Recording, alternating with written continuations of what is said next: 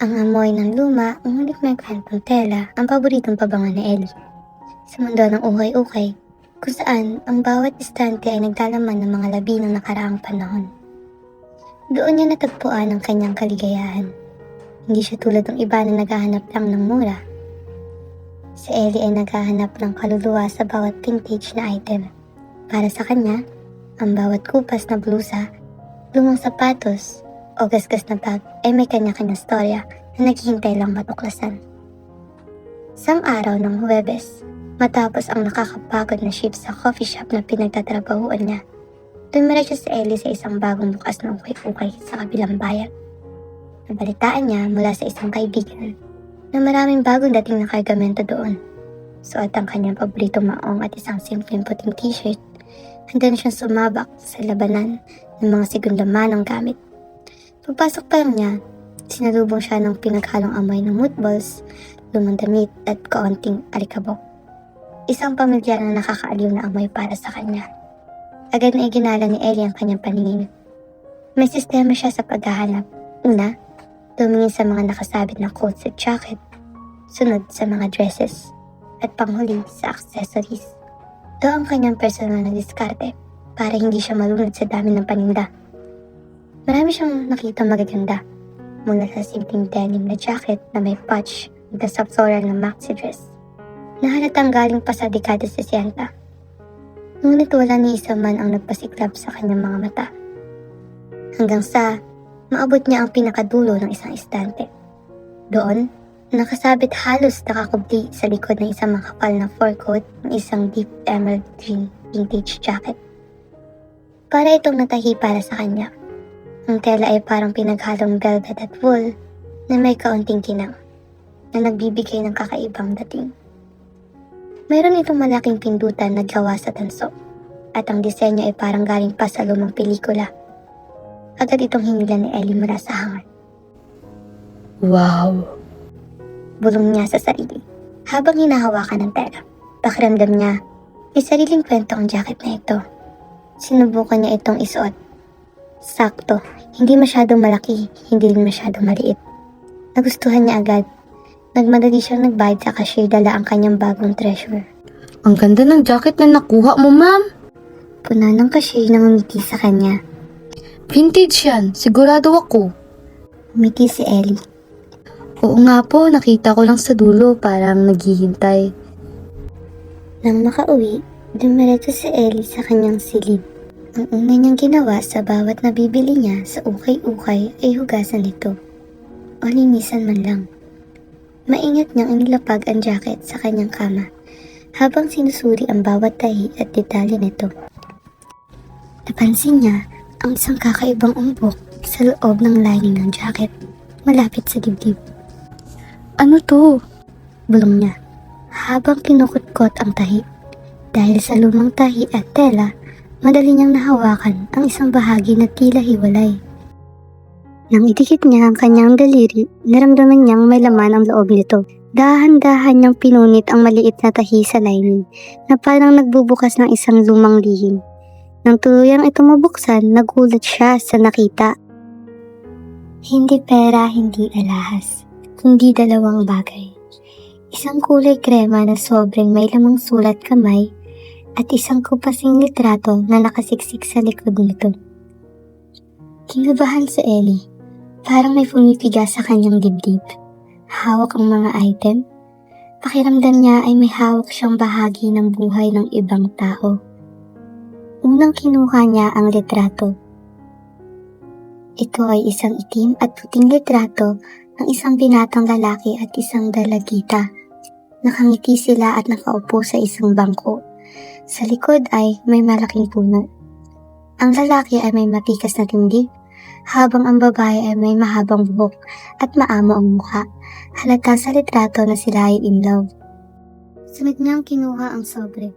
Walang pangalan ng pagdadalhan o nagpadala.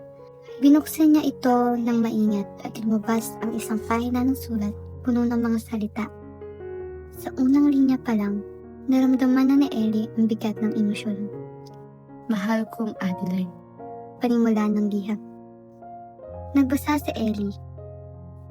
Ang mga salita ay tila bumubulong sa kanyang tenga. Bawat isa ay may dalang emosyon. Ito ay isang sulat ng pagmamahal, pangungulila at pangako. Ang sumulat ay nagpapahayag ng kanyang matinding pagmamahal kay Adeline at ang kanyang paghihintay para sa muli nilang pagkikita. Nabanggit din ang pagtatago ng sulat sa jacket bilang isang tanda ng kanilang pag-ibig na kung sakaling magkahiwalay sila, ito ay magiging alaala. Habang nagbabasa, lumilinaw na sa isip ni Ellie ang senaryo. Ito ay sulat ng isang nagmamahalan na sa hindi malamang dahilan ay nagkahiwalay sa kanyang minamahal. Bakit nawala ang jacket? Bakit hindi ito nakarating sa tunay na may-ari? Grabe, Bulong ni Ellie, habang ang boses ay bahagyang nanginig. ang ganda ng kwento nila. Napatingin siya sa kumpas na litrato at sa sulat. Hindi niya maisip na ang isang simpleng ukay-ukay na jacket ay magtatago ng ganito kalalim na sekreto. Isang bahagi ng puso ni Ellie ang nakaramdam ng kurot. Parang may misyon siyang kailangan tuparin. Kailangan kong mahanap kung sino kayo. Kailangan kong malaman kung anong nangyari sa inyo. Sabi niya sa litrato. Ang kanyang mga mata ay determinadong kumikislap. Ang simpleng paghahanap ng vintage na damit ay biglang naging isang paglalakbay sa nakaraan. Isang paghahanap sa pag-ibig na nawala at simula ng isang bagong kabanata sa buhay ni Ellie. Hindi niya alam kung saan siya dadalhin ng liham na iyon, ngunit sigurado siya sa isang bagay. Sisimulan niya ang paghahanap sa may-ari ng mga liham na ito.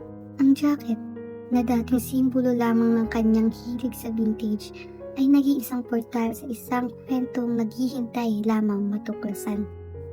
Ang init ng kwarto, dulot ng tirik na araw ng hapon ay tila hindi niya alintana. Ang kanyang buong atensyon ay nasa dalawang relikyang ito ng nakaraan. Paulit-ulit niyang tinignan ang litrato. Isang itim at isang puting larawan na nagpapahiwatig ng isang simple pero marahil matinding panahon ng pag-ibig. Ang babae sa litrato, si Adeline, ay may malumanay na ngiti. Ang mahaba at kulot na buhok ay nakalagay sa isang gilid. Hinahayaan ang ilang hibla na dumumpi sa kanyang pisngi. Ang kanyang mga mata ay nagtatago ng isang kakaibang kainang, marahil ay kislap ng kabataan at unang pag-ibig. Ang binata naman na nakatayo sa likod niya ay bahagyang nakasandal sa puno, ay may matikas na tindig. Ang buhok ay bahagyang magulo at ang kanyang tingin kay Adeline ay punong ng paghanga at pagmamahal. Parang may sinasabi ang mga mata niya, isang pangako na walang hanggan. Sino kaya kayo? Bulong ni Ellie sa sarili. Ang kanyang daliri ay dahan-dahang gumuhit sa mukha ng babae sa litrato. Kasama pa kaya kayo hanggang ngayon? Ibinalik niya ang kanyang tingin sa liham. Muling binasa niya ang bawat linya, bawat salita, na tila sinusubukan itong ipaintindi ang bigat ng emosyon na nakasulat doon. Ang tintang ginamit ay bahagya ng kumupas, at ang papel ay manipis at dilaw na sa katagalan, ngunit ang mensahe ay nanatiling buo. Mahal ko nga, Adeline. Ang bawat araw sa gabi ay tila isang walang katapusang paghihintay para sa iyong pagbabalik. Ang langit sa gabi ay tila mas madilim nang wala ang iyong ngiti. At ang bituin ay nawawalan na ng ningning dahil sa pangungulila ko sa iyong presensya. Naalala mo pa ba? Ang ating unang tagpuan sa ilalim ng mangga sa tabing ilog.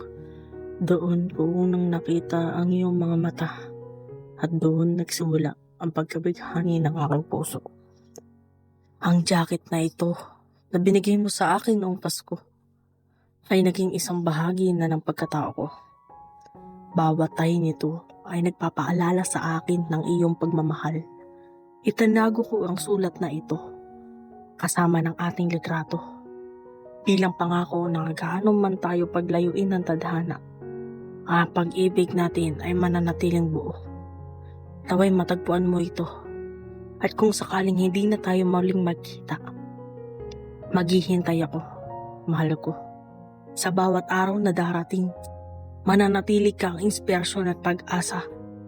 Nagmamahal ng lubos, M. Huminto si Ellie. Ang huling bahagi ng pangalan ng sumulat ay napakalabo na tanging ang M na lang ang nakita niya. Ngunit sapat na iyon upang bigyan siya ng kaunting clue. Nangingilid ang kanyang luha. Hindi niya maintindihan kung bakit ganoon na lang ang impact ng liham sa kanya. Siguro dahil sa tunay at walang bahid na pagmamahal na nakapaloob dito. Kung marahil dahil sa ideya na posibleng hindi na muling nakita ang dalawa. Sino kaya si M? Nasaan na kaya si Adeline? Pulong niya. Hawak ang liham na parang isang basag ng kristal. Ang ideya ng isang pag-ibig na marahil ay nawala o hindi natupad ay pumigar sa kanyang puso. Bilang isang hopeless romantic, naniwala si Ellie sa kapangyarihan ng pag-ibig na natatagal sa kabila ng lahat. Ang liham na ito ay patunay na mayroong gantong pag-ibig, ngunit may kasama ring tanong. Paano ito natapos? Naglakad siya patungo sa bintana ng kanyang kwarto. Nakatanaw sa kabilang kalsada, ang araw ay unting-unti nang lumubog. Nagbibigay ng kulay orange sa kalangatan. Naisip niya ang mga posibilidad. Pwedeng nagkahiwalay sila dahil sa pamilya o sa trabaho, o baka isa sa kanila ay lumipat. Pwede ring nagkaroon ng digmaan kung luma talaga ang jacket at ang liham. Ang daming paano kung ang naglalaro sa kanyang isip. Kailangan kong gawin ito. Sabi niya, mas malakas na ngayon ang boses. Kailangan kong malaman kung anong nangyari sa inyo. Naramdaman niya ang isang matinding pangangailangan na malaman ang katapusan ng kwentong ito. Hindi niya kayang hayaang manatiling nakakubli sa loob ng isang jacket ang isang napakagandang storya ng pag-ibig. Pero paano? Tanong niya sa sarili. Ang jacket na to, nabili ko sa ukay sa kabilang bayan.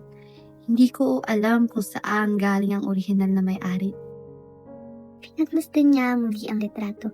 Walang pangalan, walang petsa.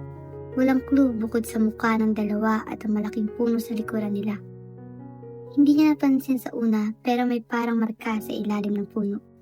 Tila isang inscription sa bato o kahoy.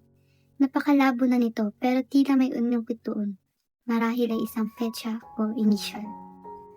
Focus, Ellie. Hindi ka pwedeng sumuko. Kailangan mayroong paraan. Paalala niya sa sarili. Kinabukasan, habang nasa trabaho, hindi mapakali si Ellie. Ang liham at ang litrato ay nanatili sa kanyang bag, malapit sa kanyang puso. Tuwing may bakanting oras, inilalabas niya ang mga ito at isinusuri. Hoy, Ellie. Anong meron dyan? Kanina ka pa nakatitig dyan sa papel na yan. Tanong ni Jessica, ang kanyang kaship, habang naglilinis sila ng mesa. Nag-aalangan si Ellie na ibahagi ang natuklasan niya. Baka isipin ni Jessica na baliw siya, pero sa huli, hindi niya napigilan. Jess, tignan mo to. Sabi niya at inabot ang liham at litrato. Nakita ko to sa jacket na nabili ko sa ukay kahapon. Tignan ni Jessica ang litrato. Pagkatapos ay binasa ang liham. Nagulat din ang kanyang reaksyon. Wow! Ang vintage naman neto. Sino kaya ang mga to? Yun nga ang problema. Hindi ko alam. Pero gustong gusto kong malaman. Pakiramdam ko may obligasyon akong hanapin sila o ang kanilang pamilya man lang. Para lang malaman kung naging masaya ba ang ending ng kwento nila. Paliwanag ni Ellie. Mahirap yan girl. Pero kung gagawin mo, sigurado akong susuportahan kita. Baka pwede mong subukan mag-post sa social media. Malay mo may makakilala sa kanila. Napakaliwanag ng idea kay Ellie. Oo nga, bakit hindi ko naisip yan? Maraming tao at social media. Baka may makakita at makatulong. Ang desisyong hanapin ang may-ari ay nabuo na. Hindi lang ito basta paghahanap. Ito ay isang misyon ng pag-asa at pagmamahal. Nilinis niya ang jacket at maingat na ibinalik ang liham at litrato sa kanilang lihim na bulsa. Tila may narinig siyang bulong mula sa lumang tela. Isang pangako na sa kanyang paghahanap, isang bagay na mas malaki pa sa paghahanap ng pag-ibig, ang kanyang natuklasan. Sa isip ni Ellie, ang luma at kakaibang jacket ay hindi lang isang damit. Ito ay isang mapa na nagtuturo sa kanya sa isang misteryo na kailangan niyang lutasin. Ang paghahanap sa may-ari ng liham at litrato ay nagsisimula na. Kinabukasan, bitbit ang bag na may lamang jacket, liham at litrato. Determinado si Ellie. Ang kanyang shift sa coffee shop ay nagsimula na maaga, ngunit ang kanyang isip ay lumilipat sa kanyang misyon. Ang simpleng pagbili ng ukay-ukay ay naging isang personal na quest. Ellie, tulala ka na naman. Puna ni Jessica habang inaayos ang display ng pastry. Ganyan ba talaga ka-intense yung mystery mo? Nangiti si Ellie. May bahid ng hiya. Hindi ko talaga maintindihan, Jess. Parang may pumipilit sa akin na tulungan silang makita ulit kung buhay pa sila. Well, kung ako ikaw, uumpisahan ko sa social media. Doon pinakabilis kumakalat ng balita, siguradong may makakakita niyan. Payo ni Jessica. Pagkatapos ng trabaho, dumiretso si Ellie sa isang kainan na may libreng wifi. Ipinuklat niya ang kanyang laptop at buong pag-iingat kinuha ang litrato at liham. Nag-iisip siya sa tamang anggulo para kunan ang litrato, ang dalawang bagay na hindi masyadong halata ang kanyang intensyon na ibunyag ang buong liham. Nais na lang makahanap ng mga clue. Sige, Ellie. This is it. Bulong niya sa sarili. Nagsimula siyang mag-type ng caption para sa Facebook post. Found object. A mysterious love story. Ang kanyang inilikay na pamutat. Kasama ang litrato ng magkasintahan at ang bahagi ng liham na hindi masyadong personal. Hello po sa lahat. Humihingi po ako ng tulong. Nakita ko po ang vintage jacket na ito sa isang ukay-ukay. At sa loob po ng bulsa, nadiskubre ko ang isang lumang love letter at ang isang itim at puting litrato ng isang magkasintahan. Sobrang nakaka-touch po ng kwento nila at pakiramdam ko, kailangan kong malaman kung anong nangyari sa kanila. Kung may nakakakilala po sa mga tao na nasa litrato o may idea po kayo kung saan pwede magmula ang jacket na ito, nabili ko po sa ukay-ukay sa kabilang bayan. Yes po, makipag-ugnayan po kayo. Sana po matulungan natin silang makita uli ang isa't isa o man lang malaman ang kanilang kwento. Maraming salamat po sa iyong tulong. #lovestory, #vintagefind, #missingperson, #ukay-ukay-find. Ilang minuto pagkatapos niyang i-post, nagsimula nang dumami ang likes at share. May mga komento rin. Ang ganda ng story. Sana mahanap mo sila. OMG, parang pelikula. Saan mo nabili ang jacket, sis? Baka may clue dun. Sagot ni Ellie sa huling komento. Sa isang bagong bukas na ukay-ukay sa kabilang bayan po. Naging abala si Ellie sa pagbabasa ng mga komento at pagsubok na sagutin ng mga tanong. Umaasa siyang may kahit anong lead na magtuturo sa kanya sa tamang direksyon. Makalipas ang 3 araw, walang malinaw na lead ang natanggap si Ellie mula sa social media. May isang nag-claim na kamukha ng lola niya ang babae sa letter, pero naipakita ang picture ng lola, hindi naman pala. May isa pang nagtanong kung binibenta niya ba ang jacket, kaagad niyang tinanggihan. Wala pa rin. Pagod na sabi niya kay Jessica sa isang video call habang nag-aalmusal. Huwag kang sumuko, Ellie. Marami lang siguro talagang kamukha. Ibig sabihin, mas marami kang potential leads. Pagbibiro ni Jessica. Paano kaya kung bisitahin mo yung ukay-ukay ulit? Tanungin mo kung saan galing yung mga supplier nila. Napakaliwanag ng idea kay Ellie. Oo nga. Oo nga. Bakit hindi ko naisip yun? Salamat, Jess. Pagkatapos ng shift, dumiretso ulit si Ellie sa ukay-ukay store. Nakaabang na siya sa labas bago pa man ito magbukas. Dala ang kanyang bag at lumang jacket. Nang magbukas ang pinto, agad siyang pumasok. Ate, Tawag na sa cashier na nagbebenta sa kanya noon. naaalala niyo po ba ako? Ako po yung bumili ng green jacket na vintage. Ay, oo, naalala kita, ma'am. Ang ganda nga ng jacket na yun. Gusto ko lang po sanang magtanong kung pwede, saan niyo po ba nakuha ang jacket na yun? Ibig sabihin, saan po galing ang mga supplier niyo sa mga vintage item? Tanong ni Ellie. Kinakabahan sa kanyang pagiging direktong tanong. Nag-isip ang cashier. Ah, madam, marami po kaming supplier.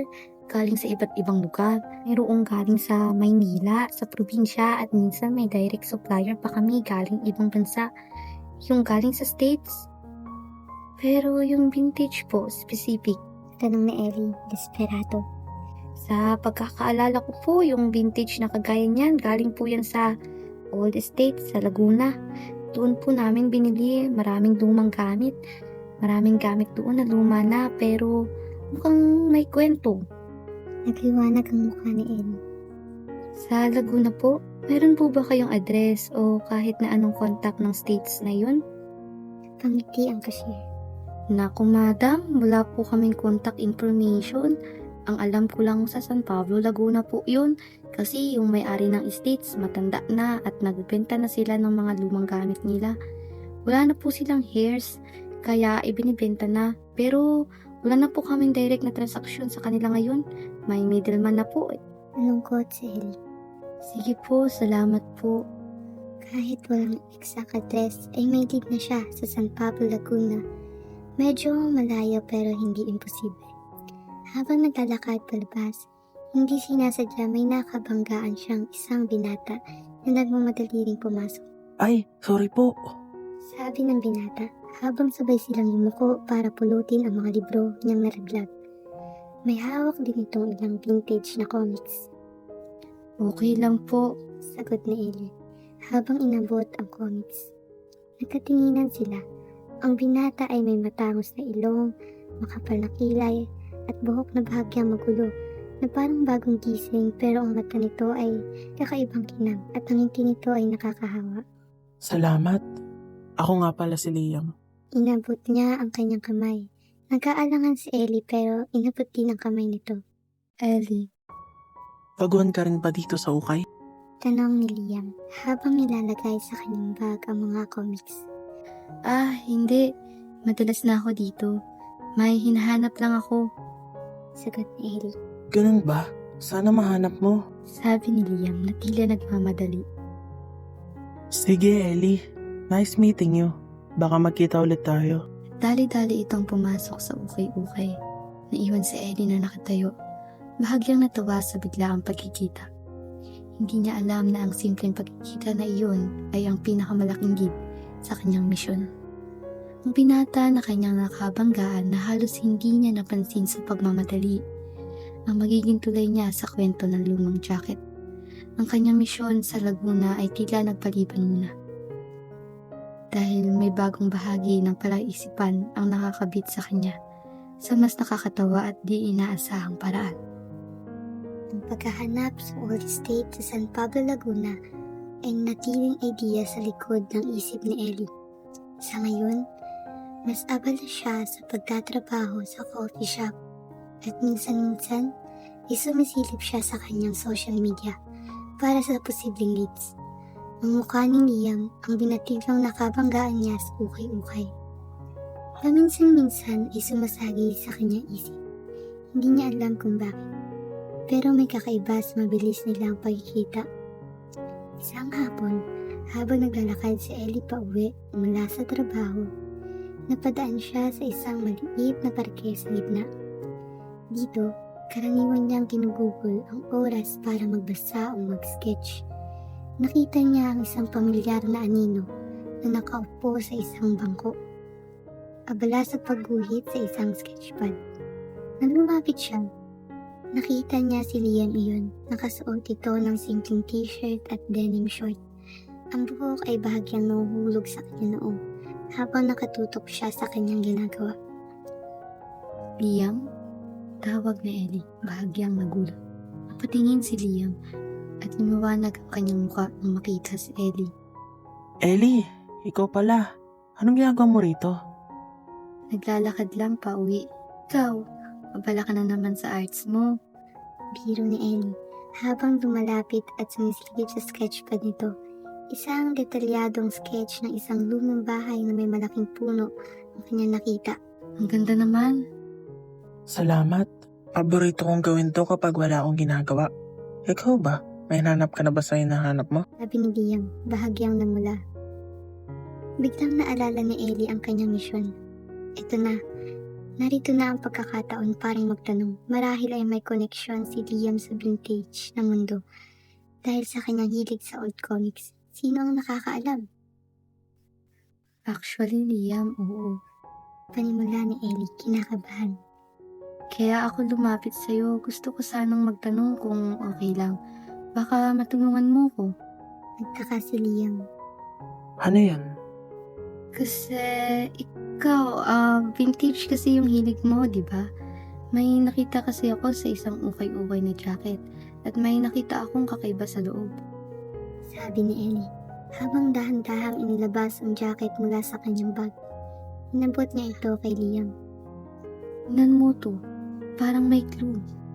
Kinuha ni Liam ang jacket at sinuri ito. Ang ganda nga, Ellie. Luma, pero mukha siyang matibay. Hindi lang yan. Sabi ni Ellie, at itinuro ang lihim na bulsa. May nahanap akong liham at litrato dyan. At may pangalan doon sa liham pero malabo. Ang alam ko lang nagsisimula sa M. Bahagyang nagulat si Liam. Liham at litrato? Wow, astig naman yan. Nang makita ang liham at litrato, nagbago ang ekspresyon ng kanyang mukha. Tila may pamilyar siyang nakita. Pinagpustan ni Ellie ang reaksyon ni Liam. May pag-asa siyang biglang naramdaman. Familiar ka ba sa mukha ng mga to? Tanong ni Ellie. Ang boses ay puno ng pag-asa. O baka naman sa pangalan na M? Biglang umubo si Liam. Oo. Parang nakita ko na rin tong gantong klaseng jacket. Pero yung pangalan, medyo malabo nga. Nagmura si Ellie sa isip. Halos sabihin na niya ang iniisip niya, pero kailangan niyang maging maingat. Okay. Sabi ni Ellie, medyo nadismaya. Kasi akala ko baka may alam ka. Parang ikaw kasi yung tipo ng tao na may alam sa mga lumang gamit at kwento. Napangiti si Liam. Salamat sa compliment. Pero sa totoo lang, wala akong masyadong alam sa jacket na yan. Pero sa litrato, mukha siyang familiar. Tip siya ng matagal habang tinitignan ang litrato ng magkasintahan. Sandali lang, mukha siyang familiar talaga eh. Nagtago si Ellie ng ngiti. Familiar saan? Baka kapitbahay mo o baka kamukha ng lolo mo. Hindi ko lang masabi. Parang nakita ko na yung background ng litrato na to. Yung puno. Pero sa mukha, hindi ko lang talaga sure. Sabi ni Liam. Biglang naisip ni Ellie ang inukit na marka sa puno sa litrato. May nakita ka bang inukit sa puno? Sinuri ni Liam ang litrato. Oo, may nakikita nga akong mga marka. Malabo, pero may mga letra. Ano kaya yun? Tanong ni Ellie, nagtataka. Teka lang, may naalala ko. Sabi ni Liam at biglang tumayo. Kailangan kong tawagan ng lola ko. Nagulat si Ellie sa reaksyon ni Liam. Bakit? Basta, hintayin mo lang ako. Sabi ni Liam at lumayo ng kaunti, abala sa pagtawag sa kanyang telepono. Habang hinihintay, nararamdaman ni Ellie ang panibagong alon ng pag-asa. Para bang malapit siya sa solusyon? Maya-maya bumalik si Liam at ang kanyang muka ay halong gulat at pagkamangha. Ellie, Sabi ni Liam, ang boses ay bahagyang nanginginig.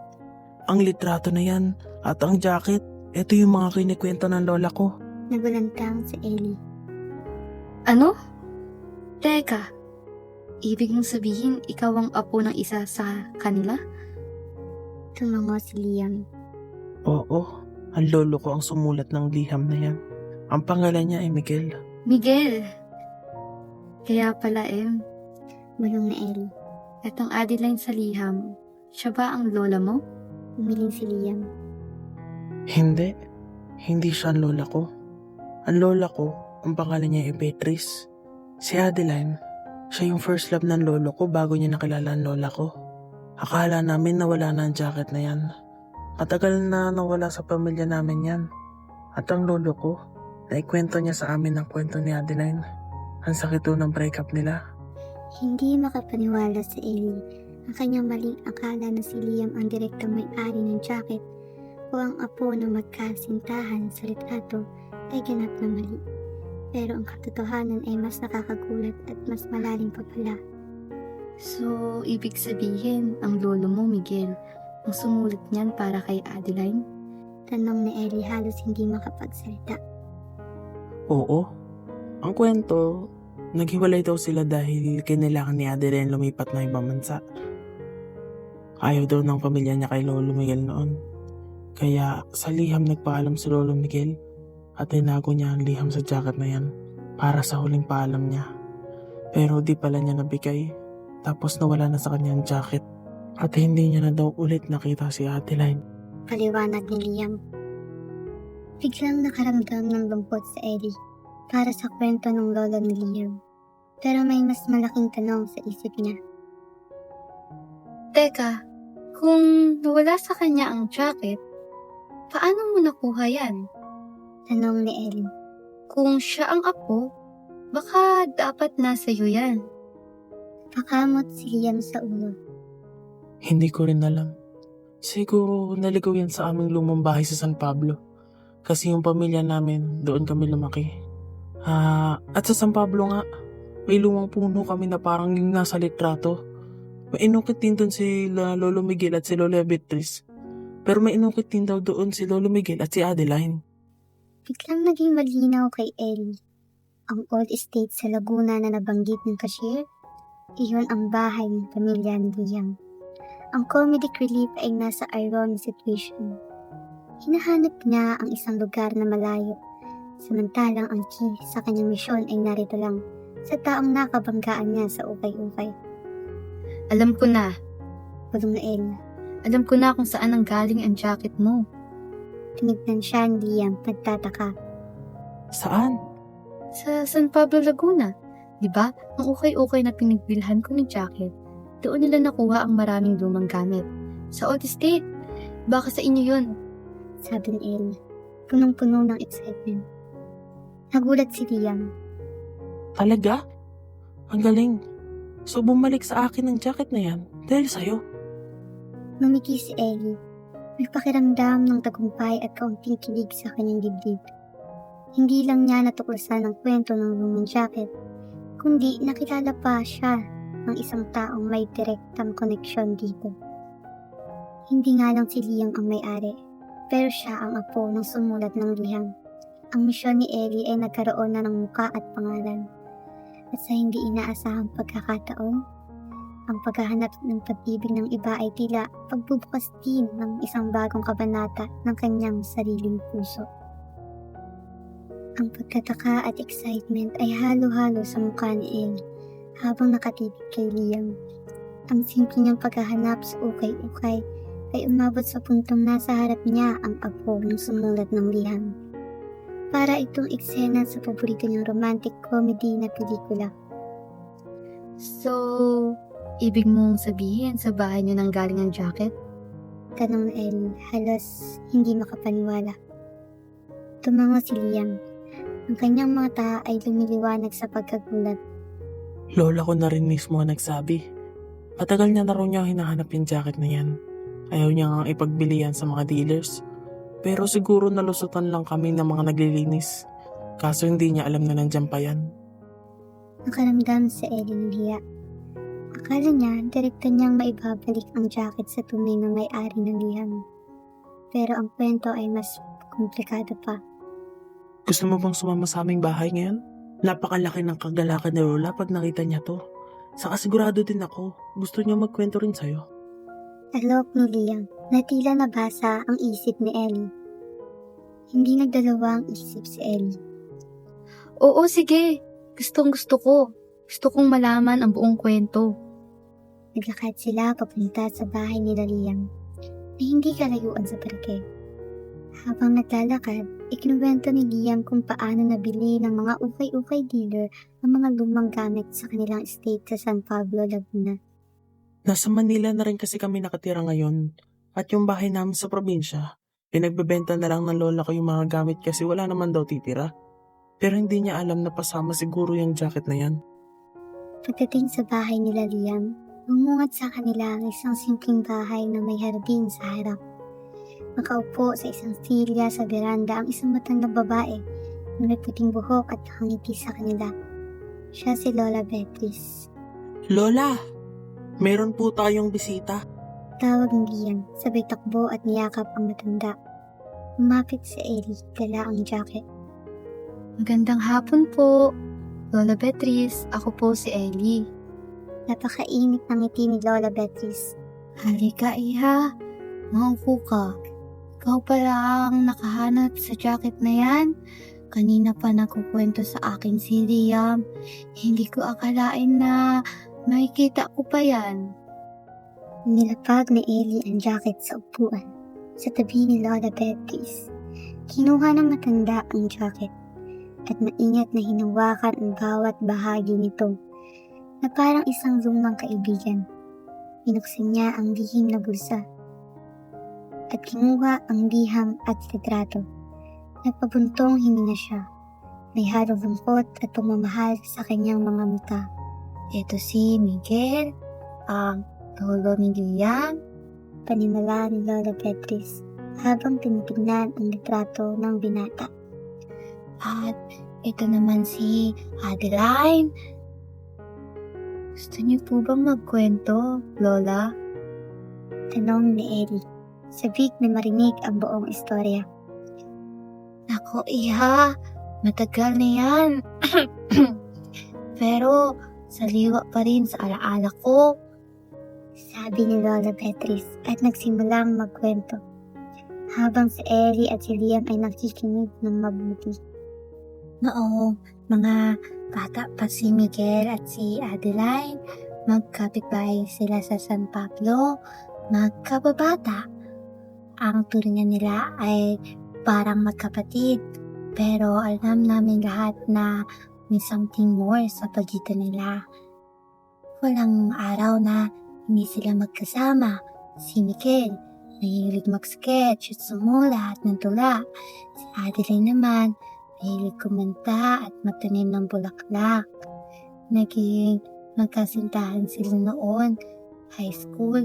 Pero kaya ng kwento noon, may mga pamilya sa isa't isa.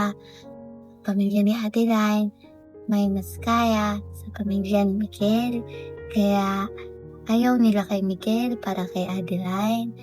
At nung magkuleyo na sila, napag-desisyonan ang pamilya ni Adeline na ipadala siya sa ibang bansa para doon mag-aral.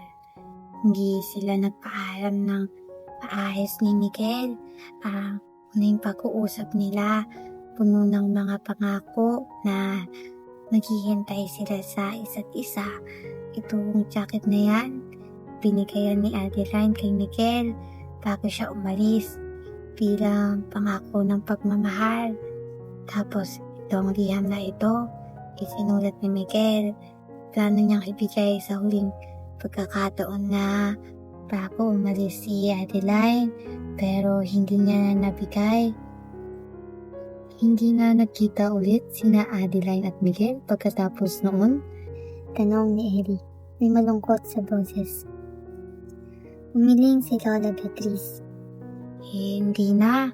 May mga liham na dumating pero hinting-hinting nawala ang koneksyon. Si Miguel sobrang nalungkot. Sa bawat araw na lumipas, inaalala niya si Adeline. Tinago niya ang liham na yan sa bulsa ng jacket bilang tanda ng pagmamahal niya kay Adeline at ng pangako na naghihintay siya. Pero isang araw nawala ang jacket. Akala namin nawala na ng tuluyan. Paano ho kayo nagkakilala ni Lolo Miguel, Lola? Tanong ni Liam. Umiti si Lola Beatrice at kinuha ang kamay ni Liam. Naging kaibigan ko si Miguel. Katulad ko, mahilig din siya sa libro. Unti-unti nakita niya ako at nakita ko rin siya. Hindi madali dahil alam kong may malalim pa siyang pagmamahal kay Adeline, pero unti-unti lumalim ang pagkakaibigan hanggang sa naging pagmamahal. Pero kahit kami na, lagi niyang hinahanap ang jacket na yan. Hindi dahil gusto niya ibalik si Adeline, kundi dahil ito ang huling Alaala ng isang importanteng bahagi ng buhay niya, ang jacket na yan ang saksi sa first love niya. Noong matanda na kami, nahanap pa rin niya yan. May sentimental value yan sa kanya. Dahil doon, natuto siyang magmahal ulit at natuto siyang mas pahalagahan ang present. Napangiti si Ellie sa jacket. Ito pala ang kwento nito. Hindi lamang ito simbolo ng isang nawawalang pag-ibig, kundi ng pag-ibig na nagpatuloy at nagbago. Salamat po, Lola Beatrice. Sabi ni Ellie. Ang kanyang mata ay nangingilig sa luha. Ang ganda ng kwento niyo. Kaya ikaw, Iha. Sabi ni Lola Beatrice habang hinahawakan ang kamay ni Ellie. Huwag kang matakot magmahal. Minsan, hindi natin alam kung saan tayo dadalhin ng tadhana. Pero sa huli, ang mahalaga ay kung paano natin pinahahalagahan ang pag-ibig na ibinigay sa atin. Napatingin si Ellie kay Liam. Naririnig din niya ang kwento ng kanyang lola. Ang ngiti ni Liam ay mainit at puno ng pangunawa. Sa mga oras na iyon, nararamdaman ni Ellie ang isang kakaibang koneksyon sa kanilang pamilya. Hindi lang niya ibinalik ang isang nawawalang bagay, kundi nakahanap din siya ng isang bagong pag-unawa sa pag-ibig. Ang kwento ng jacket ay hindi natapos sa pagkawala nito. Sa halip, ito ay nagsimula ng bagong kabanata na ngayon ay kinabibilangan na rin niya. Pagkatapos ng emosyonal na paghaharap kay Lola Beatrice, tila mas lalong lumalim ang koneksyon ni na Ellie at Liam. Hindi na lang sila naging strangers na nakita sa ukay-ukay. Sila ngayon ang mga tagapag-alaga ng isang lumang kwento at unting-unting pinubuo ang sariling kwento. Madalas na silang magkita. Kadalasan si Liam ang pumupunta sa coffee shop na pinagtatrabahuan ni Ellie. At doon sila nagkukwentuhan habang nagkakape. Paminsan-minsan, inaalok ni Liam na ihatid si Ellie pa uwi, lalo na kung gabi na. Ellie, tapos ka na ba? Kung gusto mo, ihatid na kita. Medyo madilim na din. Tanong ni Liam, isang gabi habang nagliligpit si Ellie ng mga gamit niya. Ay, salamat Liam. Sagot ni Ellie, bahagyang namula. Sanay siyang umuwi mag-isa, pero ang alok ni Liam ay laging mainit sa pakiramdam. Hindi na, baka nakakaabala sa'yo. Hindi, ano ka ba? Wala naman akong gagawin sa bahay. Saka alam mo na safety mo ang unahin ko. Sabi ni Liam, sabay kindat. Sa kanilang mga lakad pa uwi, hindi lang sila nagkukwentuhan tungkol sa lolo at lola niya. Nagpapahagi na rin sila ng kanilang mga hilig, pangarap at maging ang mga simpleng bagay sa buhay. Nalaman ni Ellie na bukod sa pagguhit, mahilig din si Liam magluto, lalo na ng pasta. Si Liam naman ay natuwa nang malaman na si Ellie ay mahilig magsulat at may koneksyon sa lumang plaka. Isang hapon, habang naglalakad sila sa parke, nagpapalitan sila ng mga ideya para sa iguguhit ni Liam. Uy, Ellie, ang ganda ng mga mata mo. Lalo na kapag nagkukwento ka ng mga okay finds mo. Sabi ni Liam habang nakatingin sa sketchpad niya. Napahinto si Ellie. Ha? Ako? Di niya alam kung anong isasagot.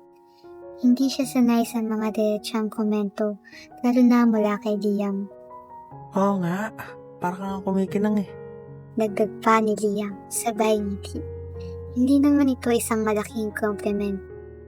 Pero nararamdaman ni Ellie ang purot sa kanyang dibdib. Hindi niya pinansin pero bahagya siyang kinilig.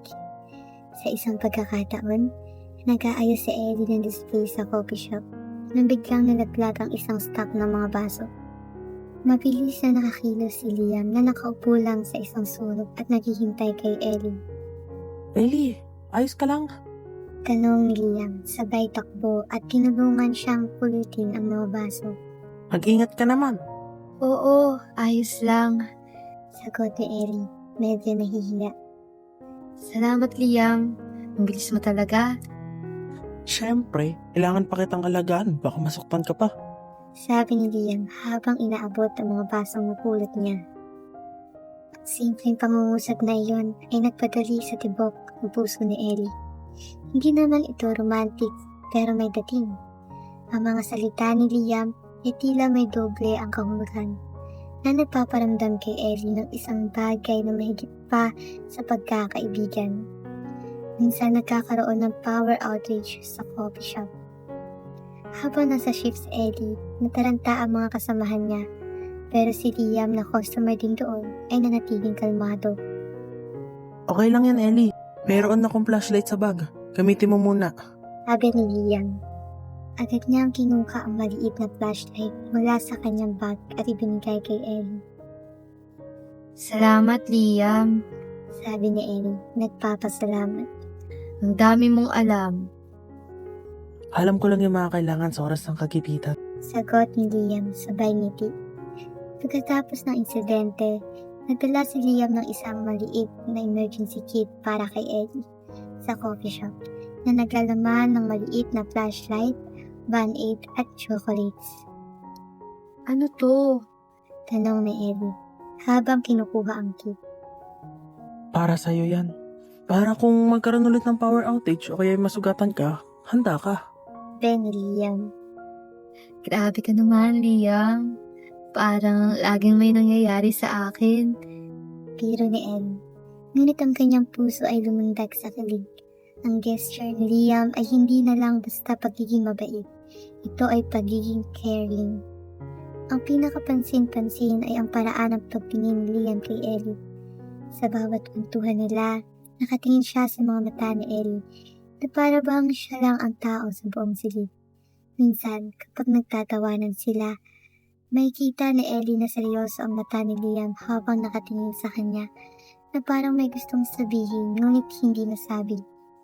Isang araw, tinanong ni Liam si Ellie kung may plano siya sa weekend. Wala naman. Sagot ni Ellie. Baka maglilinis lang ng bahay o magpabasa ng libro. Ganun ba? Kasi naisip ko lang, baka gusto mo akong samahan. May pupuntahan kasi akong art exhibit sa Makati. Mahilig ka rin sa arts, diba? Alam ko mag-e-enjoy ka. Nagulat si Ellie. Ito na ba ang isang date? Hindi naman sinabi ni Liam na date, pero ang invitation ay parang higit pa sa simpleng outing ng magkaibigan. Art exhibit? Wow! Sige, game ako dyan. Sagot ni Ellie, sinubukang itago ang kanyang excitement. Great! Makita na lang tayo sa Sabado. Sa entrance exhibit, I will text you the details. Sabi ni Liam at lumiwanag ang kanyang muka. Sa gabing yun, hindi makatulog si Ellie. Pinag-iisipan niya ang bawat kilos at salita ni Liam. Ang mga compliments, ang pag-alok ng tulong, ang pagiging thoughtful, at ngayon ang invitation sa isang art exhibit. Hindi direktang pag-amin pero ang mga palatandaan ay malinaw. Tila unti-unting binuo ni Liam ang isang path papunta sa puso ni Ellie na parang isang sining na dahang-dahang gumuhit sa kanyang damdamin. Ang misyon ni Ellie na ibalik ang jacket ay nagbukas ng pinto sa kanyang kwento ng pag-ibig sa nakaraan. Ngayon, tila nagbubukas din ito ng pinto sa isang posibleng kwento ng pag-ibig sa kasalukuyan. At si Liam na ang dating lulang sa kanyang mystery ay unti-unti nang naging bida sa sarili niyang kwento. Habang naglalakad sila sa loob ng exhibit, ipinapaliwanag ni Liam ang bawat art piece. Mahilig nga talaga ito sa sining. Tuwing magpapaliwanag si Liam, nakikinig si Ellie ng mabuti. Ang problema, hindi lang sa sining ang focus ng kanyang atensyon.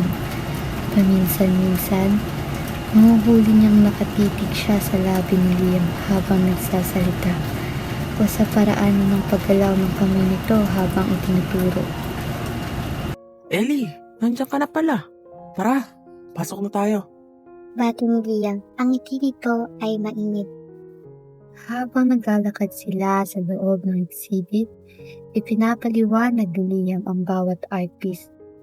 Mahilig nga talaga ito sa sining. Tuwing magpapaliwanag si Liam, nakikinig si Ellie ng mabuti. Ang problema, hindi lang sa sining ang focus ng kanyang atensyon. Paminsan-minsan, mahuhuli niyang nakatitig siya sa labi ni Liam habang nagsasalita o sa paraan ng paggalaw ng kamay nito habang itinuturo. Ellie, okay ka lang? Parang lutang ka. Tanaw ni Liam. Biglang naramdaman ni Ellie na namula siya. Ha? Oo. Okay lang ako. Sagot ni Ellie. Mabilis na iniiwas ang tingin. Nagagandahan lang ako sa artwork. Alin dito? Nang ni Liam at bahagyan lumapit. Ito, Turo ni Ellie. Sa isang abstract painting na wala naman talaga siyang maintindihan. Natawa si Liam. Alam mo, Ellie, hindi ka marunong magtago ng emosyon. Ang ganda ng mga mata mo, lalo na kapag naguguluhan ka. Sabi ni Liam, may bahid ng pananukso. Habang naglalakad sila, may nakita si Ellie na isang sculpture, hugis puso, gawa sa recycled materials. Napakaganda nito at puno ng kahulugan. ang ganda na ito. Sabi ni Ellie habang hinahawakan ng sculpture. Parang puso na pinagtagpi-tagpi pero buo pa rin. Parang pag-ibig. Sabi ni Liam. At sa pagkakataong ito, naramdaman ni Ellie na nakatingin sa kanya si Liam, hindi sa sculpture. Doon na nagsimulang magulo ang isip ni Ellie. May ibig bang sabihin si Liam? O sadyang overthink lang siya? Ang kanyang puso ay nagsimulang tumibok ng mabilis. Nararamdaman niya ang init ng kanyang pisngi. Nagmaglan sila pagkatapos ng exhibit. Tahimik si Ellie. Hindi niya mapigilang pag-isipan ang mga kilos at salita ni Liam. Tahimik ka yata, Ellie. Hindi mo ba nagustuhan na exhibit? Tanda ni Liam habang kumakain sila ng pasta. Hindi. Nagustuhan ko naman. Sagot ni Ellie. Nag-isip lang ako tungkol sa art. Ano naman kaya ang iniisip mo tungkol sa art? Tanong ni Liam, bahagyang nakangiti. Kasi yung mga artwork parang puno ng emosyon, parang yung liham ng lolo mo. Paliwanag ni Ellie. Sinusubukang itago ang kanyang totoong iniisip. Ang hirap intindihin minsan ng art, di ba? Parang mga tao rin. Tawa si Liam. Oo nga. Minsan, yung mga tao, mas masarap silang intindihin kaysa sa art. Pero minsan, mas maganda kung hayaan mo lang silang mag-unfold. Parang kwento, di ba? Kwento? Bulong ni Ellie. Kwento nga. Sa pag-uwi nila, sumakay sila sa jeep. Punong-puno ang jeep kaya magkatabi sila, halos magkadikit. Sa bawat pagliko ng jeep, nagkakadikit ang mga braso nila. Sa bawat pagtigil, nagkakabanggaan ang mga balikat. Bawat accidental touch ay nagiging sanhi ng mabilis na tibok ng puso ni Ellie. Hindi niya maintindihan bakit ganoon. Dati naman sanay siyang makipagsiksikan sa jeep, pero ngayon parang may iba. Masikip na. Nang ni Liam bahagyang lumapit. Oo nga. Sagot ni Ellie. At bahagyang napansin niya na amoy kulong si Liam, na amoy sariwa at kaaya-aya. Sa isang pagkakataon, nang biglang promeno ang jeep, napasandal si Ellie sa balikat ni Liam. Agad siyang bumalik sa kanyang posisyon. Ay, sorry. Sabi ni Ellie, namumula. Okay lang. Sabi ni Liam, pero nararamdaman ni Ellie ang kaunting pagtawa sa boses nito. Nang makababa sila, nagpasalamat si Ellie. Salamat, Liam. Nag-enjoy ako sa exhibit. Ako rin, Ellie. Salamat nga pala sa pagsama. Liam. Tawanan sila. Pagdating niya sa bahay, agad siyang humiga sa kama at inabas ang kanyang journal at nagsimulang magsulat. October 26, 2025. Liam. Si Liam. Hindi ko maintindihan ang nararamdaman ko. Bakit ba ako kinikilig sa kanya? Bakit ang bilis ng tibok ng puso ko kapag lumalapit siya? Ang daming kong awkward moments today. Nakausap ko na si Lola Beatrice. Narinig ko na rin ang kwento ng jacket. Ang sunod na dapat kong gawin ay bumalik na sa normal na buhay ko.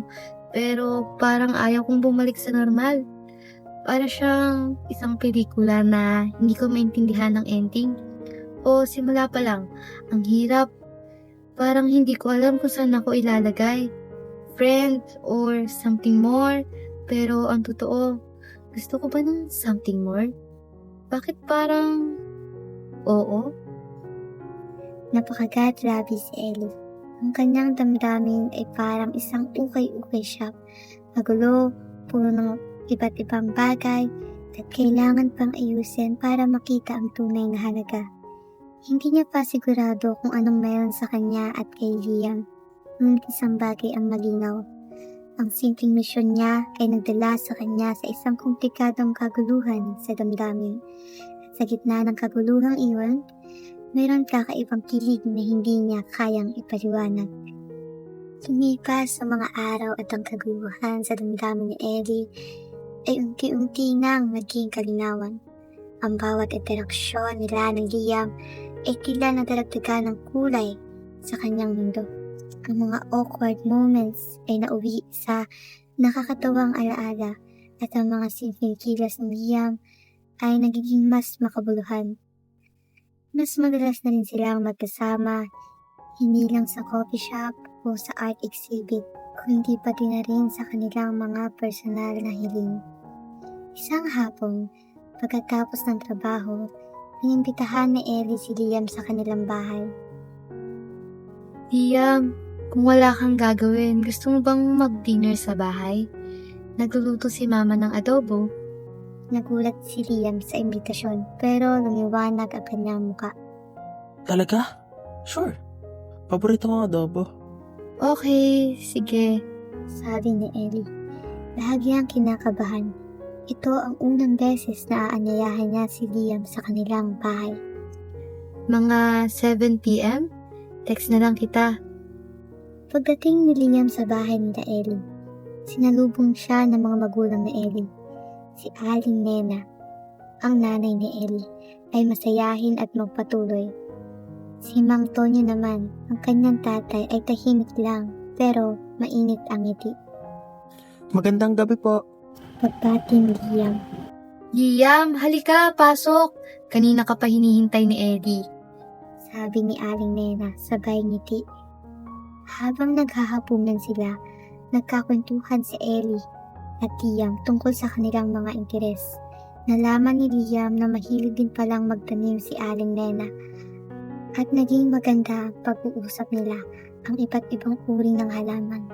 Si Mang Tonyo naman ay nalaman niyang mahilig manood ng old movies na paborito rin ni Liam. Mas lumalim ang pagkakakilala nila sa isa't isa, hindi lang bilang Ellie at Liam, kundi bilang bahagi ng kanilang pamilya. Pagkatapos kumain, nag-alok si Liam na maghugas ng plato na ikinatuwa ni Aling Nena. Samantalang, nagpaalam si Ellie sa kanyang magulang na aakyat muna sila sa kanyang silid. Tara, Liam. May papakita ako sa'yo. Sabi ni Ellie habang umaakyat sila sa hagdan. Pagdating sa silid ni Ellie, isang lugar na puno ng kanyang personalidad. Mula sa mga libro, nakakalat sa sahig hanggang sa mga vintage na poster sa dingding. Pinakita ni Ellie kay Liam ang kanyang koleksyon ng mga lumang plaka at mga record player niya. Wow, Ellie. Ang ganda ng koleksyon mo. Sabi ni Liam habang sinusuri ang mga plaka. Mayroon ka bang old Pinoy songs dito? Siyempre, Sabi ni Ellie habang kinukuha ang isa pang plaka. ito, isa sa mga paborito ko mula pa to sa lola ko.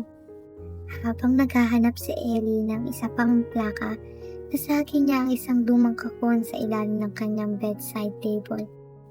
Lumabas doon ang isang kupasing litrato na nakasilid sa lumang album. Kinuha niya ito. Ay, ito pala. Bulong ni Ellie sa sarili. Ito ay isang litrato ng isang babaeng nakaupo sa isang bangko sa ilalim ng isang malaking puno. Malumanay na nakangiti. Ang larawan ay itim at puti at may kakaibang kinang sa mga mata ng babae. Tinignan ni Ellie ang litrato. Parang nakita niya ito. Saan? Biglang nag-cross ang kanyang isip. Sa litratong nakita niya sa jacket, ang litrato ni Adeline. Liam, Sabi ni Ellie at inabot ang litrato kay Liam. familiar, di ba? Kinuha ni Liam ang litrato at habang tinitingnan, biglang nanlaki ang kanyang mata. Oo nga, parang kamukha ni Lola Adeline. Hindi siya parang kamukha. Kamukha, Liam. Sabi ni Ellie at parang naramdaman niya ang matinding kaba sa kanyang dibdib. Siya. Siya mismo. Si Loli Adeline yan. Katinginan sila ni Liam. Ang kanilang mata ay puno ng pagtataka at gulat. Paano nangyari iyon? Nasa kanya ang litrato ni Lola Adeline. Ni Lolo ni Miguel. Teka Ellie, paano mo nakuha ang litrato na yan? At bakit mo nasabing Lola Adeline? Sabi ni Liam. Kasi ito ang litrato ng lola ko, Liam. Sagot ni Ellie, halos pabulong. Si Lola, hindi ko na siya naabutan. Namatay siya bago ako ipanganak. Pero ito yung litrato niya na nakalagay sa aming family album. Lalong naguluhan si Liam. Kahapon ko lang to nakita kaya ipinakita ko rin sa'yo. Kailangan nating tanungin si Mama at Papa. Sabi ni Ellie at dali-dali silang bumaba ng hagdan. Nakaupo pa rin sa sala sina Aling Nena at Mang Tony. Lumapit si Ellie dala ang litrato. Ma, Pa, Panimala ni Ellie. pwede po ba kayong tanungin tungkol dito? Ipinigay niya ang litrato sa kanyang mama. Sino po ang babaeng dito sa litrato? Kinuha ni Aling Nena ang litrato at ngumiti.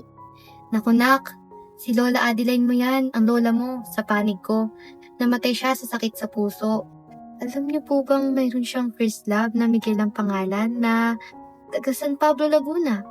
Tanong ni Ellie, kinakabahan sa kanyang pagtatanong. Nagulat si Aling Nena. Nagkatinginan sila ni Mang Tony. Bakit mo naman natanong yan, anak? Pero oo, may ganun nga. May isang binata daw noon na halos ikamatay ng Lola Adeline mo nang iwan niya. Ibig mong sabihin, iniwan niya si Miguel? Nang Liam na hindi makapaniwala. Nagulat si Aling Nena nang makita si Liam. Nako, Liam, pasensya na. May alam ka ba tungkol dito? Pinaliwanag ni Liam ang buong kwento ng kanyang lolo. Mula sa liham hanggang sa pagkawala ng jacket. Ikinuwento niya kung paano nahanap ni Ellie ang jacket at kung paano niya nalaman na si Lola Adeline ng litrato ay si Adeline ng liham. Lolo mo si Miguel. Tanong ni Aling Nena, ang kanyang mata ay nanlaki. Siya yung Miguel. Ang sabi sa amin ng Lola Adeline nyo, siya ang iniwan at hindi na daw siya nagpakita. Pero bago siya mamatay, nagkwento siya. May sakit daw siya noong araw na aalis siya para mag-aral. Hindi na raw niya inaasahan na makikita pa si Miguel. Nag-iwan daw siya ng mensahe sa isang kaibigan pero hindi pala nakarating. Kaya pala, Bulong ni Ellie. Ang misunderstanding na naghiwalay sa kanila ay isang simpleng miscommunication. Buong silid ay nabalot ng katahimikan. Ang liham ay para kay Adeline. Ang Adeline sa liham ay ang lolang Adeline ni Ellie. At sumulat ng liham, si Miguel ay ang lolo ni Liam. Ang dalawang pamilya na hindi magkakilala ay konektado pala ng isang lumang kwento ng pag-ibig na puno ng hindi pagkakaintindihan. Napatingin si Ellie kay Liam. Naramdaman niya ang kakaibang koneksyon sa pagitan nila. Hindi lang sa jacket, kundi sa kanilang mga lolo at lola. Para silang pinagtagpo ng tadhana. Hindi lang para ibalik ang isang bagay, kundi para kumplituhin ang isang kwento. Ang kanilang mga lolo at lola na pinaghiwalay ng tadhana ay tila muli pinagtagpo sa kanilang mga apo. Ang mga palatandaan ng pag-ibig na nakita ni Ellie sa liham ay biglang nagkaroon ng mas malalim na kahulugan. kaya pala, Bulong na Ellie. Ang kanyang mata ay nakatingin kay Liam. Kaya pala tayo pinagtagpo ng jacket na yan. Ang ngiti ni Liam ay mainit at puno ng pangunawa. Ang pagtuklas na magkalolo at lola pala sina Liam at Ellie na may koneksyon sa nakaraan ay nagdala ng bagong bigat at ganda sa kanilang mga pag-uusap. Hindi na lang basta kwento ng pag-ibig ang pinag-uusapan nila, kundi ang kanilang sariling mga pamilya na ngayon tila itinadhana pang magtagpo sa pamamagitan nila. Kinabukasan, nakita sina Ellie at Liam sa paborito nilang coffee shop. May hawak na kape si Liam at si Ellie naman ay abala sa pag-aayos ng display ng mga tinapay. Ellie, Panimula ni Liam, ang kanyang tinig ay bahagyang malungkot. nabanggit ko kay Lola Beatrice ang nangyari kahapon tungkol kay Lola Adeline at kay Lolo Miguel. Napatigil si Ellie sa ginagawa niya at napatingin kay Liam. Ano ang reaksyon niya? Bahagya siyang nalungkot. Sabi niya, masaya raw siya para sa lolo ko na nagmahal ng totoo. Pero mas masakit daw isipin na may misunderstanding pala na naghiwalay sa kanila. Ang hirap daw ng ganon, yung hindi mo alam ang totoo. Sagot ni Liam habang umupo sa isang bakanteng silya sa counter. Naramdaman ni Ellie ang kurot sa kanyang dibdib. Oo nga, nasakit talaga. Ang dami kasing pwedeng mangyari sa gitna ng komunikasyon, di ba? Pero sabi din ni Lola, masaya raw siya na nakita tayo. Na parang sa pamamagitan natin, magkakaroon ng closure ang kwento ni Lolo Miguel at Lola Adeline mo. Dadong Liam. At sa pagkakataong ito, tumingin siya ng direkta kay Ellie. Ang kanyang mga mata ay puno ng kahulugan. May ngiti sa labi ni Ellie. Oo nga, para lang tayong nasa isang pelikula, di ba? Sa sumunod na mga araw, may lalong naging comfortable si Ellie sa presensya ni Liam. Ang mga simpleng gesture ni Liam ay hindi na lang nagdudulot ng kaba, kundi ng hilig. Isang hapon, habang naglalakad sila pauwi, biglang umulan ng malakas. Walang dalang payong si Ellie, at si Liam naman ay may maliit lang na payong. Dito ka, Ellie! Sabi ni Liam at inilapit ang payong kay Ellie. Hinahayaan niya ang kanyang sariling balikat mabasa. Liam, nababasa ka. Sabi ni Ellie at sinubukan siyang ilapit sa payong. Ayos lang yan. Basta wag ka lang mabasa. Baka magkasakit ka pa. Sagot ni Liam at nagpatuloy sa paglalakad na para bang hindi niya alintana ang ulan. Ang maliit na kilos na yon ay nagpakita kay Ellie ng pagiging caring ni Liam. Para itong isang tahimik na pangako na handa niyang tiisin ang kaunting abala para sa kapakanan niya. Nararamdaman ni Ellie na lumundag ang kanyang puso. Sa isang pagkakataon, habang naglilinis si Ellie ng coffee shop, nadulas siya at muntik nang matumba. Mabilis na nahawakan ni Liam ang kanyang braso. Pinipigilan siyang mahulog. Ang kanyang kamay ay natatali sa braso ni Ellie nang mas mabagal kaysa sa kinakailangan. Ayos ka lang, Ellie. Tanong ni Liam. Ang kanyang boses ay may bahid ng pag-aalala. Oo, salamat Liam, sagot ni Ellie. At nagkatinginan sila. Ang titig ni Liam ay matindi, na parang may gustong sabihin na hindi niya pa kayang ilabas sa salita. Sa mga sandaling iyon, alam na ni Ellie na mayroong higit pa sa pagitan nila. Isang gabi, habang nagte-text sila, nagtanong si Liam. Ang lolo ko, nakuha niya ang second chance sa pag-ibig. Oo nga, nakakatuwa. Pero ako, Ellie, hindi ko kailangan ng second chance. Bakit naman? Kasi hindi ko hayaang mawala ang first chance ko. Hindi na nag-reply si Ellie. Ang kanyang puso ay humampas ng malakas. Ang mensahe ni Liam ay hindi direktang pag-amin, pero ang kahulugan nito ay malinaw. Hindi niya kailangan ng pangalawang pagkakataon dahil handa siyang pangalagaan ang first chance na meron sila. Ito ang pinakahihintay niyang affirmation. Kinabukasan, habang nag-emote si Ellie sa likod ng counter ng coffee shop, lumapit si Jessica. Uy, Ellie, Anong hiningiti-ngiti mo dyan? Tanong ni Jessica, sabay tusok sa tagiliran niya. Wala. Sagot ni Ellie, at lalong lumawak ang kanyang ngiti. Wala raw. Naku, Ellie, kilala kita. May kakaiba sa'yo nitong mga nakaraang araw.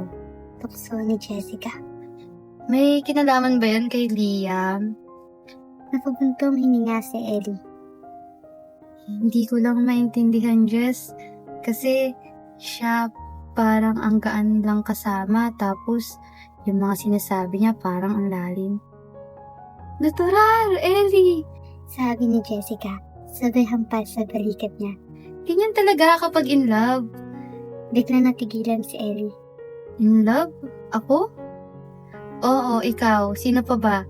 Biro ni Jessica. Kaya mo yan, Ellie. Kung parehas naman kayo ng nararamdaman, go lang! Sa huling bahagi ng araw, habang paalis na si Ellie sa coffee shop, nandun na si Liam naghihintay. Ellie, gusto ko sanang sabihin sa'yo ng personal. Sabi ni Liam, lumapit sa kanya. Naramdaman ni Ellie ang matinding kaba. Alam ko na nagsimula ang lahat dahil sa isang jacket at sa isang kwento ng pag-ibig na nawala. Pero Ellie, sa mga araw na nakasama kita, hindi na lang yung kwento ng lolo at lola ko ang naisip ko. Panimula ni Liam, ang kanyang mga mata ay nakatingin ng direkta kay Ellie. Lumunok si Ellie. Gusto kong malaman kung may chance ba ako na magsulat ng sariling kwento kasama ka. Tanong ni Liam, ang kanyang boses ay tapat at puno ng pag-asa. May gusto ako sa Ellie. Napakaliwanag ng mukha ni Ellie. Ang kanyang puso ay parang sabog sa dibdib. Lahat lang ng pagkalito, ng pag-aalindangan ay biglang nawala. Ang kanyang mga damdamin para kay Liam ay hindi lang basta crush. Ito ay tunay na pagtingin. Liam? Panimula ni Ellie. Kanyang boses ay nanginginig sa kilig. Gusto rin kita. Ang ngiti ni Liam ay umabot sa kanyang mga mata. Sa gitna ng paglubog ng araw, sa harap ng pamilyar na coffee shop, kung saan nagsimula ang kanilang kwento. Ang pag-amin nila sa isa't isa ay nagmarka ng isang bagong simula. Ang vintage jacket na dating simbolo ng nakaraang pag-ibig ay naging tulay sa pagitan ng dalawang kaluluwa, na ngayon handang isulat ang kanilang sariling natatanging kwento. Dito nagtatapos ang kwento na ang jowa na napili sa ukay. Maraming salamat sa pakikinig sa Little Lion Story. Huwag kalimutang i-like, mag-subscribe at i-follow kami para sa marami pang Tagalog romance story.